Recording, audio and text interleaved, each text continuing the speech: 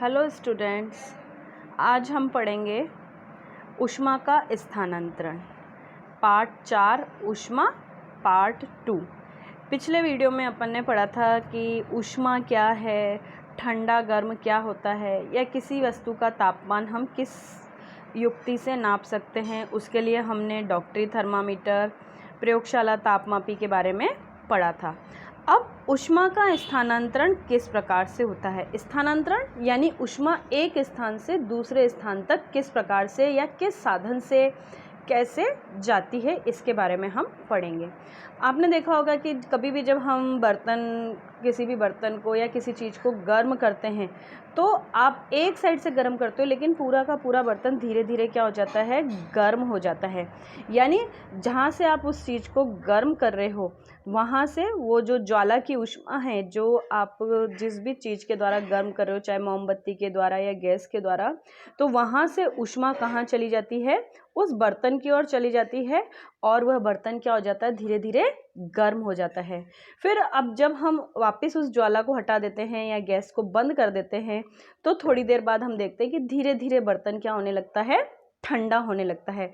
ये ठंडा क्यों होता है? कभी आपने सोचा कि ये हमने गैस जलाई तो वो गर्म हो गया, गैस बंद करी तो धीरे धीरे वो ठंडा हो गया। क्यों? क्योंकि उस बर्तन से क्या हुआ, उस बर्तन ने उस ऊष्मा से, उस ज्वाला से ऊष्मा को ग्रहण कर लिया, जिससे वो क्या हो गया, गर्म हो गया। और जब हमने ऊष्मा देनी बंद कर दी तो धीरे धीरे जो उसकी ऊष्मा थी वो आसपास के वातावरण के अंदर चली गई और वो बर्तन क्या हो गया, ठंडा हो गया। उसके आसपास की हवा आप देखते हो धीरे धीरे क्या हो जाती है, गर्म हो जाती है। हम खाना बनाते हैं, गैस के पास खड़े रहते हैं तो आप गैस के ऊपर थोड़ी हाथ रखते हो, लेकिन फिर भी थोड़ी देर बाद आपको पसीना आने लगता है। क्यों? क्योंकि जो ऊष्मा के कण होते हैं वो आप तक पहुंचने लगते हैं, वो गति करते हैं, जिसके कारण आपको, भाई साहब, तो गैस के जो ऊष्मा के कण होते हैं वो आप तक पहुंचते हैं और आपको गर्मी महसूस होती है, जिसके कारण आपको पसीना आना लगता है। तो इसी प्रकार से क्वेश्चन उठता है कि ऊष्मा किस ओर गति करती है। तो ऊष्मा हमेशा गर्म वस्तु से ठंडी वस्तु की ओर प्रवाहित होती है।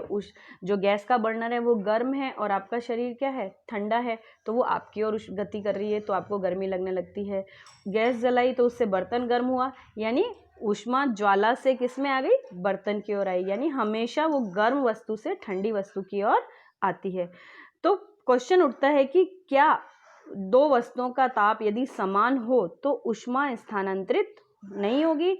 तो अगर दो वस्तुओं का ताप बिल्कुल समान है तो उसके अंदर ऊष्मा स्थानांतरित नहीं होगी, क्योंकि दोनों का ताप समान है तो ऊष्मा कहाँ जाएगी, उसका टेम्परेचर क्या रहेगा, बिल्कुल नॉर्मल पे रहेगा। अब इस चीज़ को कि ऊष्मा का स्थानांतरण किस प्रकार से होता है, इस चीज़ को समझने के लिए हम एक प्रयोग करेंगे।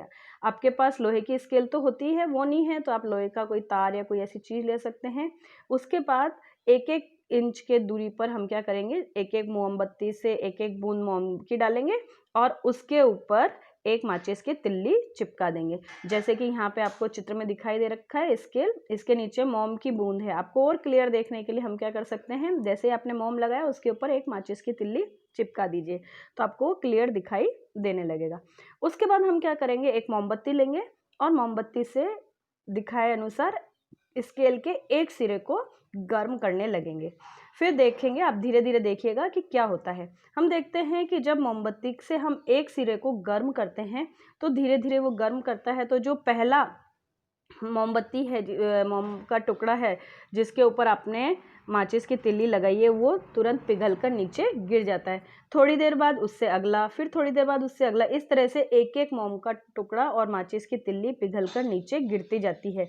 तो इस प्रयोग के द्वारा आपको क्या सिद्ध हुआ, इस प्रयोग के द्वारा आपको ये सिद्ध हुआ कि जो ऊष्मा का स्थानांतरण है वो जिस सिरे से आप उसको गर्म कर रहे हैं उस सिरे से वो नीचे की साइड में, आगे की साइड हमेशा क्या करता है, गति करने लगता है, जिससे कि आपका जो इस मोम है वो धीरे धीरे पिघलकर नीचे गिर जाता है और वो आपका क्या हो जाएगा, मोम नीचे गिर जाएगा।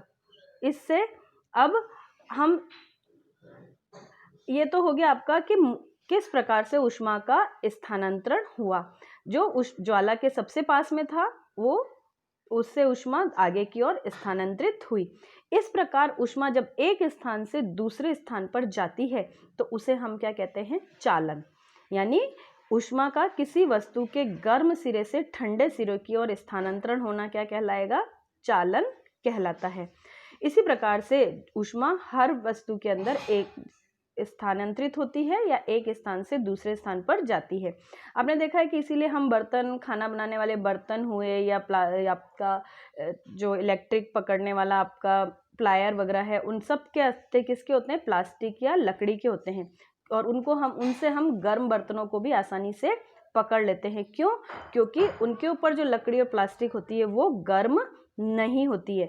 तो ऐसा क्यों होता है कि अगर हम किसी वस्तु को गर्म करते हैं तो गर्म नहीं होती, जबकि अभी तो हमने कहा कि ऊष्मा एक स्थान से दूसरे स्थान पर स्थानांतरित होती है।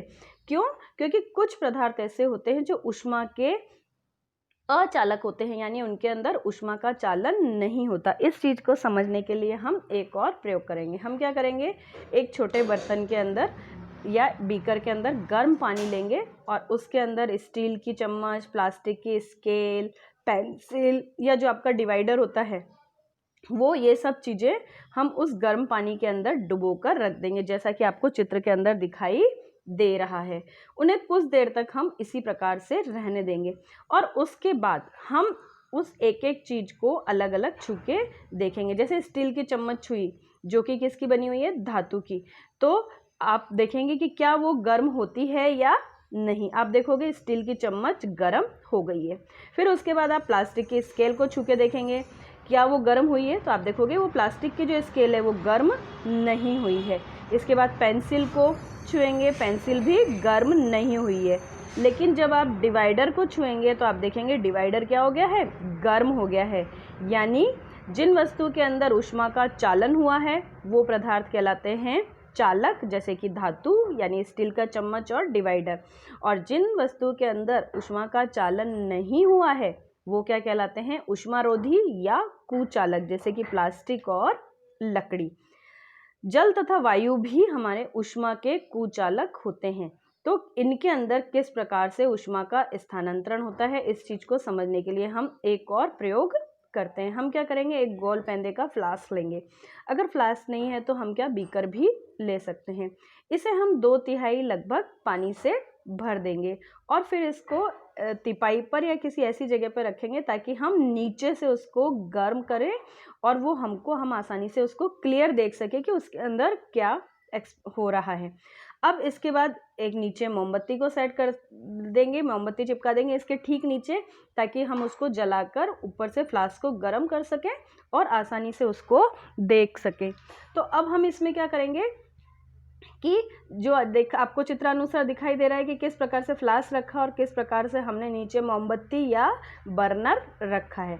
अब इसके अंदर हम क्या करेंगे? एक स्ट्रॉ की सहायता से एक पोटेशियम परमैंगनेट का टुकड़ा बिल्कुल सेंटर में, जहाँ पर आपको बर्नर का मुंह दिखाई दे रहा है, वहाँ पर फ्लास्क के अंदर रखेंगे। जब आपने वो टुकड़ा रख दिया उसके बाद हम क्या करेंगे? बर्नर को चालू करेंगे, यानी मोमबत्ती को चालू करेंगे और फिर देखेंगे कि क्या होता है। धीरे धीरे हम देखेंगे। आपको पता है कि जहाँ पर ज्वाला आ रही है, जहाँ पर मोमबत्ती की लौ लग रही है, वहाँ का पानी धीरे धीरे क्या हो रहा है? गर्म हो रहा है। गर्म जल हमें पता है कि ऊपर की ओर उठता है और जैसे जैसे गर्म जल उठ रहा है ऊपर की ओर, तो उसके आसपास को जो ठंडा जल है वो उसका स्थान लेने के लिए क्या होगा? नीचे आ जाएगा। तो जैसे नीचे आने लगेगा तो क्या होगा? आसपास का जल, ठंडा जल वापस उसकी जगह को घेर लेगा।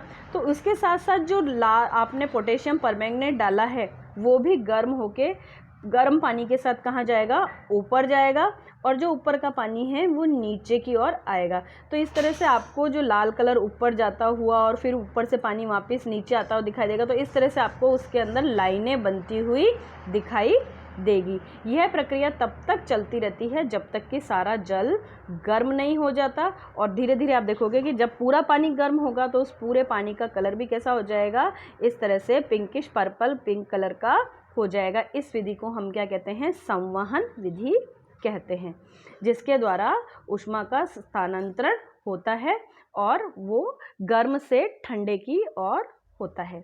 ऊष्मा स्रोत के पास वायु गर्म होकर ऊपर की ओर उठती है, और ऊपर की वायु गर्म होती है तो नीचे का जो खाली स्थान हो जाता है, उस खाली स्थान को घेरने के लिए बाहर की ठंडी वायु कहाँ आ जाती है, उस जगह को भर लेती है। इस प्रकार से हमारे कमरे के अंदर हवा का या वायु का आदान प्रदान होता रहता है।